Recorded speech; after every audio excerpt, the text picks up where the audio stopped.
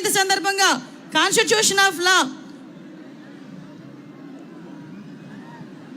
సార్కి బహుకరిస్తున్నామండి నియోజకవర్గం తరపున.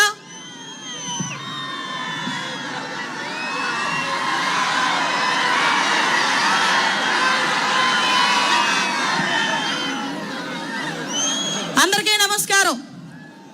అలుపెరగిన యోధుడు, మండు టెండను సైతం లెక్క చేయకుండా మండే సూర్యుడులా ఈ రాష్ట్ర భవిష్యత్తు గురించి, ఈ రాష్ట్రంలో ఇప్పుడు ఉన్న ప్రభుత్వం తాలూకా అక్రమాలను ఎదురొడ్డి ఎన్ని అవమానాలు ఎదుర్కొన్నా కూడా ఈరోజు రాష్ట్రం గురించి నేను పని చేస్తాను, పని చేస్తూనే ఉంటానని నిరూపించుకునే ఒకే ఒక నాయకుడు, మనందరి అభిమాన నాయకుడు నారా చంద్రబాబు నాయుడు గారికి ప్రత్యేకంగా ధన్యవాదాలు, నమస్కారాలు తెలియజేసుకుంటున్నా.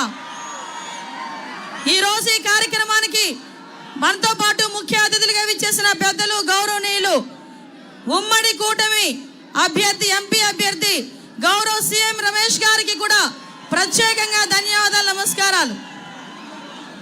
పాయకరావుపేట నియోజకవర్గం అంటేనే తెలుగుదేశం పార్టీకి కంచుకోట. ఆ పాయకరావుపేట నియోజకవర్గం అంటేనే గౌరవ చంద్రబాబు నాయుడు గారికి అతి ఇష్టమైన నియోజకవర్గం. ఆ నియోజకవర్గంలో 2014-19లో సుమారుగా 1500 కోట్ల రూపాయలతో ఈ నియోజకవర్గంలో అభివృద్ధి కార్యక్రమాలు చేసిన ఘనత కలిగిన వ్యక్తి మనందరి నాయకుడు, నా నాయకుడు అని సగర్వంగా చెప్పుకునే నా చంద్రబాబు నాయుడు గారు. అటువంటి వ్యక్తికి ప్రత్యేకంగా ధన్యవాదాలు. ఈ 2019-24 ఒక గడ్డు కాలం కింద మనం అందరూ కూడా భావించుకోవాలి. ఏ గ్రామంలోని కూడా ఒక రోడ్డు వేయడానికి కానీ, ఒక డ్రైన్ కట్టడానికి కానీ, ఆఖరికి చిన్న మంచినీరు ఇచ్చే పరిస్థితిలో కూడా లేకుండా ఒక దద్దమ్మ గవర్నమెంట్, ఒక చేతకాని గవర్నమెంట్ ఈరోజు మనందరి దగ్గరికి రావడం కూడా చూస్తున్నాం. ఈరోజు ఈ రాష్ట్ర ప్రభుత్వాన్ని గాడిలో పెట్టడానికైనా, ఈ రాష్ట్రంలో ప్రజల భవిష్యత్తుని గాడిలో పెట్టడానికైనా ట్రాక్ ఎక్కించాల్సిన నాయకుడు, సూపర్ డ్రైవర్ ఈరోజు మన చంద్రబాబు నాయుడు గారు. ఇప్పుడు 1 ఇంజన్ కాదు, 2 ఇంజన్లు కాదు, 3 ఇంజన్లు, ట్రిపుల్ ఇంజన్లతో సైమని బుల్లెట్ ట్రైన్లా దూసుకేస్తున్న ఈ మహాకూటమికి డ్రైవర్ మన చంద్రన్న. ఈరోజు పాయకరావుపేట నియోజకవర్గం కూడా రాబోయే కాలంలో వైజాగ్ అంత స్పీడ్గా అభివృద్ధి చెందడానికి అనుకూలమైన ప్రదేశాలు కూడా ఇక్కడ ఉండడం మన గర్వంగా భావించాలి.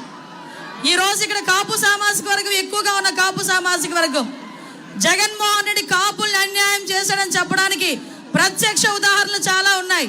ఈ కాపులకి సంబంధించి 1000 కోట్ల నిధులతో ఆ రోజు కార్పొరేషన్ ఏర్పాటు చేస్తే ఈరోజు కాపు కార్పొరేషన్ని నిర్వీర్యం చేసేసిన పరిస్థితి ఈరోజు కనిపిస్తూ ఉంది.